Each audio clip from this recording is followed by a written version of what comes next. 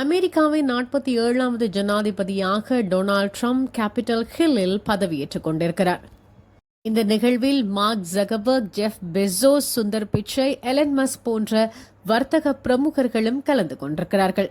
சிறப்பு விருந்தினர்களுடைய வருகை, டொனால்ட் ட்ரம்பினுடைய குடும்பத்தினுடைய வருகை தாண்டி முன்னாள் ஜனாதிபதியான Bill Clinton, George W Bush, Obama போன்றவர்கள் வருகை தந்தார்கள். தொடர்ந்தும் உயர் நீதிமன்றத்தின் பிரதம நீதியரசர்களுடைய வருகையோடு அமெரிக்காவின் முதல் பெண்மணியான மெலனியா டிரம்பினுடைய வருகை இடம்பெற்றிருந்தது. அதன் பிறகு தற்போதைய ஜனாதிபதியான ஜோ பைடன் மற்றும் துணை ஜனாதிபதியான கமலா தேவி ஹாரிஸ் ஆகியோருடைய வருகையும் இடம்பெற்றது. தொடர்ந்து டிரம்பினுடைய ஆட்சியில் இருக்க போகும் துணை ஜனாதிபதியான வான்ஸினுடைய வருகை இடம்பெற்றது.